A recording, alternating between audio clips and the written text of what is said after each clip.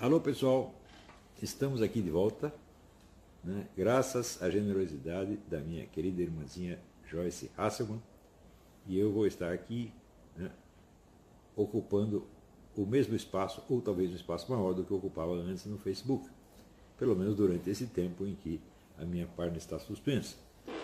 Eu não quero insistir muito no caso desta censura que eu sofri em particular, porque existe um fenômeno geral de censura hoje em dia. Mas acontece que, em geral, quando falam desse problema, as pessoas perdem de vista um aspecto fundamental, que é o da quantidade. Aristóteles já dizia, quer dizer, na lista das categorias, quer dizer, categorias são modos pelos quais você pode descrever o ser, descrever a realidade. Então ele fala, em primeiro lugar, a substância, você tem que saber o que uma coisa é e distinguir do que não é. Segunda categoria, ele já colocava quantidade, né?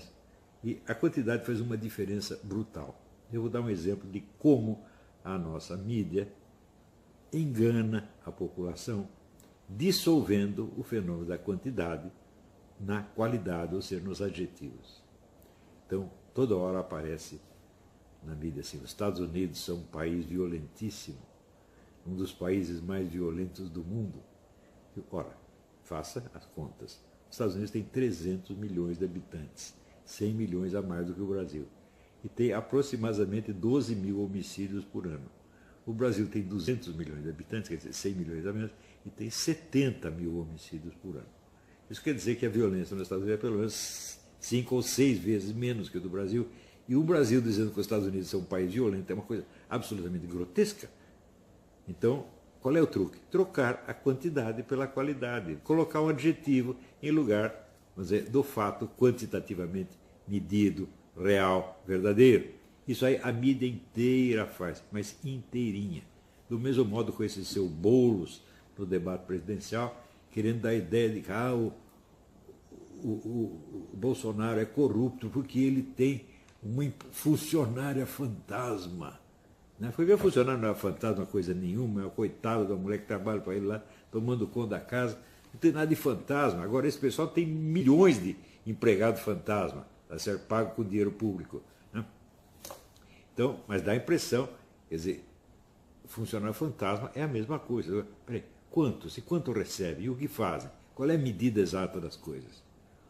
Do mesmo modo, essa questão da censura no Facebook, 2 anos atrás, ou 3, eu escrevi o seguinte: a censura hoje é muito pior, muito mais vasta, muito mais drástica, muito mais prepotente, muito mais perigosa do que a censura no tempo da ditadura.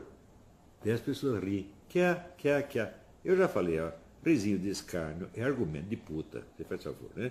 Então ou você me responde uma coisa que faça sentido, que tenha pé e cabeça, ou então, né, vai rir lá da sua mãezinha, vai? Né?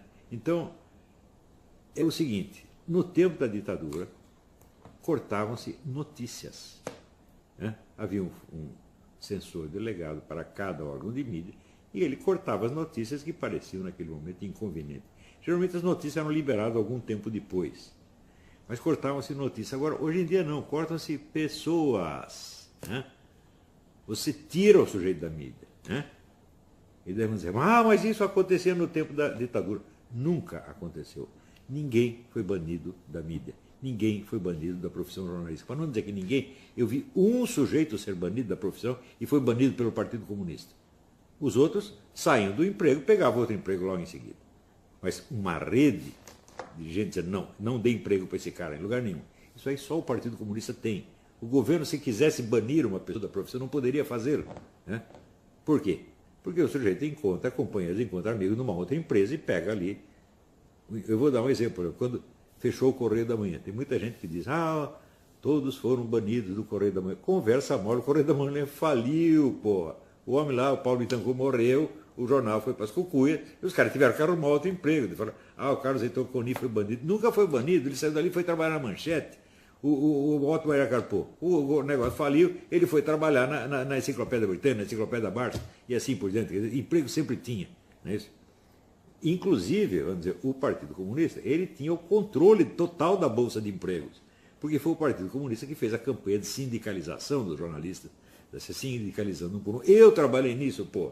Eu ia lá, pegava a ficha do cara, eu fulano, rua tal, número tal, trabalho na redação tal, né? E já marcava se ele era vulnerável à conversa comunista ou não. Então você tinha já dizer, o cadastro inteiro dos possíveis, do possível público consumidor do besterol comunista. Tá certo? E com isso eu botei um bocado de gente no sindicato e botei um bocado de gente no partido. Pô. Inclusive, tem coisa que eu me arrependo.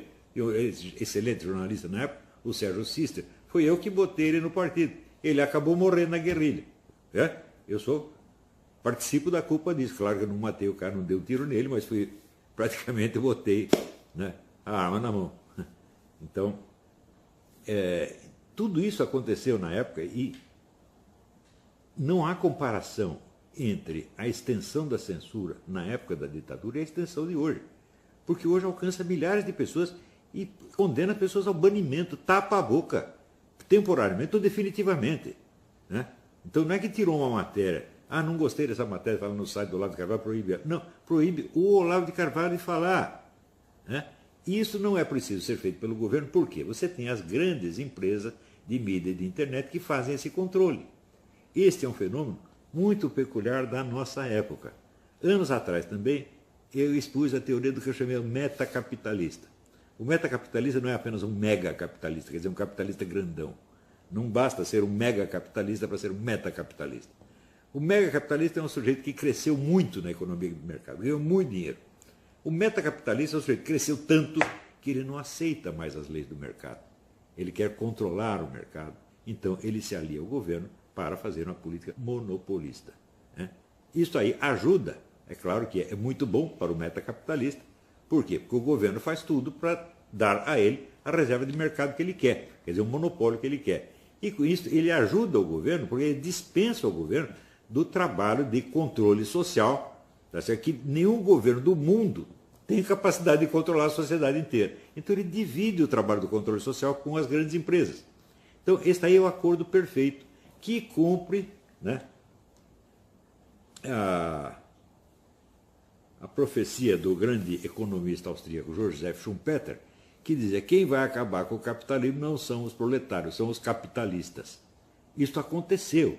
E a minha teoria do metacapitalista não é senão a constatação de que a teoria do Joseph Schumpeter já se cumpriu, está acontecendo na nossa cara. Tá certo? Então, pessoal como Jorge Soros, né, o Zuckerberg, todos esses Rockefeller, Rothschild, todos eles trabalham intimamente associados com o governo e têm total interesse no socialismo.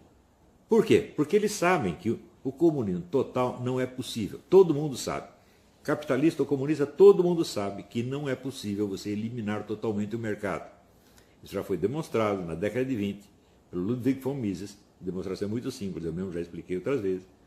Se você não tem o mercado, as coisas não têm preço. Se não tem preço, não dá para fazer cálculo de preço. Se não dá para fazer cálculo de preço, não dá para fazer economia planejada, portanto não dá para fazer socialismo. Então, algum capitalismo tem de existir para que o socialismo possa existir. Isso é o óbvio desde a década de 20, ninguém mais discute isso. Então, o pessoal socialista, o que faz? Faz a associação com os capitalistas monopolistas, e aí você tem o socialismo perfeito, o controle social total. E tem gente que não pode ouvir falar de controle social, que eles têm orgasmo triplo. O Ciro Gomes é um deles. Diz: eu quero controle social, eu quero controle social. E quem vai fazer o controle social? Ele mesmo. Quem vai controlar ele? Deus, se puder. Né? Então, eles adoram controlar a vida alheia. E tem os meios de fazer isso. Sobretudo depois do advento da internet, esse pessoal tem o controle total do fluxo de informações. Ora, existe um princípio historiográfico que diz: a difusão dos fatos produz novos fatos. Agora, esses novos fatos são determinados pelo teor dos fatos que foram informados. Quer dizer, você age de acordo com as informações que você recebeu. Então, se você controla o fluxo de informações, você controla a conduta das pessoas, sem que elas nem percebam. Elas nunca vão perceber. Ora, se você perguntar assim, existe outra fonte de acesso aos fatos, a não ser a grande mídia e a internet? Não tem nenhum. A não ser que você seja um estudioso muito sério e você vai direto nos documentos, direto nos estudos, documentos de fonte primária. Aí você descobre coisa que não está nem na internet, nem na grande mídia. Eu já descobri um monte de coisa assim, mas tem coisa que eu estou estudando, vai fazer 50 ou quase 60 anos. Né? Então,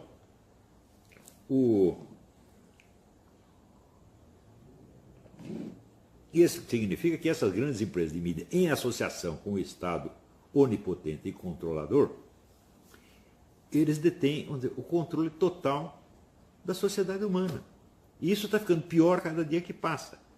Ou seja, eles não têm mais que dar satisfação a ninguém. Por exemplo, o Facebook, quando o Facebook age contra você, como agiu contra mim, você não tem recurso jurídico para onde apelar.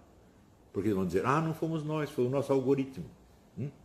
Isso quer dizer que questões de responsabilidade moral altíssima são julgadas por um algoritmo que não tem consciência, que não é uma pessoa. É julgado por uma máquina. E além disso, não é tão maquinal assim, porque corresponde às intenções políticas do próprio dono do Facebook e de toda a equipe do Facebook.